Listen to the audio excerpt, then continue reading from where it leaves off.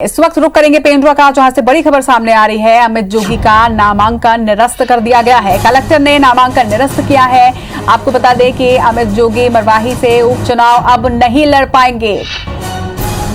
तो ये बड़ी खबर इस वक्त की, बड़ा अपडेट आपको मरवाही उपचुनाव से जुड़ा हुआ दे रहे हैं। नामांकन कल अमित जोगी ने दाखिल किया था और अब ये बड़ा अपडेट, बड़ी खबर कि अमित जोगी का नामांकन निरस्त कर दिया है। कलेक्टर ने इस नामांकन को निरस्त किया है। ज्यादा जानकारी के साथ हमारे सहयोगी शरद हमारे साथ जुड़ रहे हैं। शरद, जेसीसी नेता अमित जोगी को बड़ा झटका लगा है, नामांकन निरस्त हो गया है। बिल्कुल, जनता कांग्रेस छत्तीसगढ़ के प्रदेश अध्यक्ष अमित जोगी जो मरवाही से इस बार फिर चुनाव लड़ने के लिए नामांकन दाखिल किया था, इनके नामांकन को कलेक्टर ने यह कह के खारिज किया है कि उनके पास आज की तिथि में कोई भी वैध जाति को लेकर वैध दस्तावेज नहीं होने के कारण उनका नामांकन निरस्त किया जाता है। कलेक्टर ने इसकी विधिवत घोषणा भी कर दी है और अब यह साफ हो गया है कि अमित जोगी मरवाही उपचुनाव नहीं लड़ सकेंगे। पर अभी ऋचा जोगी के मामले में सुनवाई बाकी है, जो कि क्रमबद्ध तरीके से चल रहा है और अभी ऋचा जोगी के प्रकरण की सुनवाई आने के बाद ही स्पष्ट हो पाएगा कि आखिर जनता कांग्रेस छत्तीसगढ़ का कोई प्रत्याशी चुनाव मैदान में होता है या नहीं होता है। तो अभी अमित जोगी का नामांकन निरस्त हुआ है, ऋचा जोगी की सुनवाई बाकी है। लगातार एक के बाद एक जो 19 अभ्यर्थियों ने नामांकन दाखिल किया है, उनके प्रकरणों की सुनवाई चल रही है। ऋचा जोगी का नंबर कुछ देर बाद आने वाला है, उसके बाद ही कोई फैसला आ सकेगा और स्थिति क्लियर हो पाएगी। जी, ऐसी स्थिति में अब जेसीसीजे का अगला कदम किस तरह का होगा शरद, क्योंकि अब इनका नामांकन तो निरस्त हो चुका है, इसके बाद अब जेसीसीजे का पूरा दारोमदार ऋचा जोगी के नामांकन पर?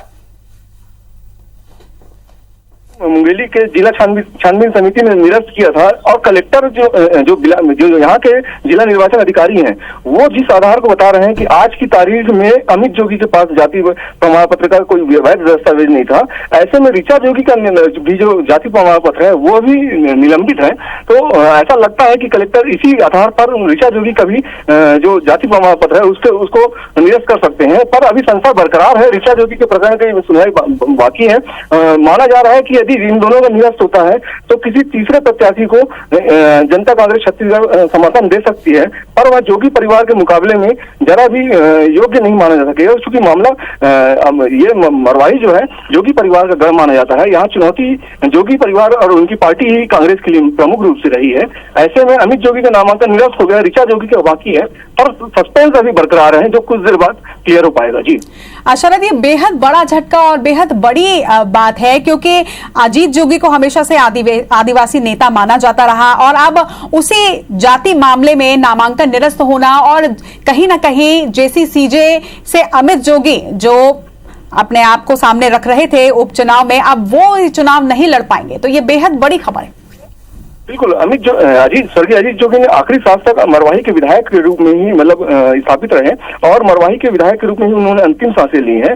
23 अगस्त 2019 को जो हाई पावर कमेटी ने अजीत जोगी के जाति प्रमाण पत्र को निरस्त किया था, तो इस पर अमित जोगी ने जरूर तर्क पेश किया था कि यह व्यक्ति विशेष के मामले में फैसला है, न कि किसी जोगी जाति के दूसरे लोगों के लिए भी फैसला है। उन्होंने दूसरे जाति के आशय अपने बताया था, पर जो राज्य की उच्च स्तरीय समिति है उन्होंने स्पष्ट तर्क दिया है कि जब पिता की जाति आदिवासी नहीं है तो पिता का बेटा आदिवासी नहीं माना जा सकता। इसको कहकर अमित जोगी को भी उच्च स्तरीय समिति ने कवर मानने से इनकार किया और कल यह आदेश जारी होता है और आज अमित जोगी का नामांकन इसी आदेश के बिना पर निरस्त कर दिया जाता है। जी शरद, मरवाही सीट पर जोगी परिवार हमेशा से चेहरा रहा है।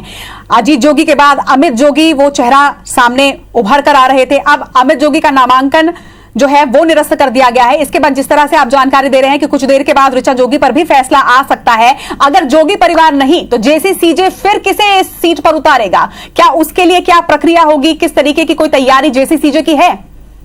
ऐसा माना जा रहा है कि जिन 19 लोगों ने नामांकन दाखिल किया है उसमें अमित जोगी और ऋचा जोगी को छोड़कर 2 ऐसे और कैंडिडेट हैं जो कि जनता कांग्रेस छत्तीसगढ़ के जो अमित जोगी की पार्टी के करीबी माने जाते हैं। उनमें से कोई एक प्रत्याशी को भी पार्टी अपना बी फॉर्म जारी कर सकती है और अपना अधिकृत प्रत्याशी बना सकती है।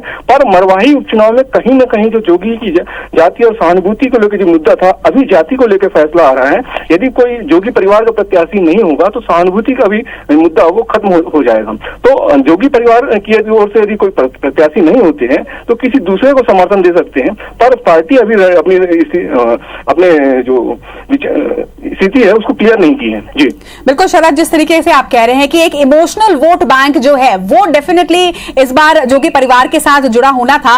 और एक चीज और है यहाँ पर शरद कि अब उपचुनाव की तारीख बहुत ज्यादा दूर नहीं है, ऐसे में कांग्रेस और बीजेपी ने अपने अपने प्रत्याशी दिखा दिए हैं, जनता के सामने अपने प्रत्याशियों का चेहरा है। ऐसे में जेसीसीजे अभी तक इस कश्मकश में ही है। अब इस तरह का जो फैसला आया है ये मुश्किलें और ज्यादा जेसीसीजे के लिए बढ़ाता हुआ नजर आ रहा है।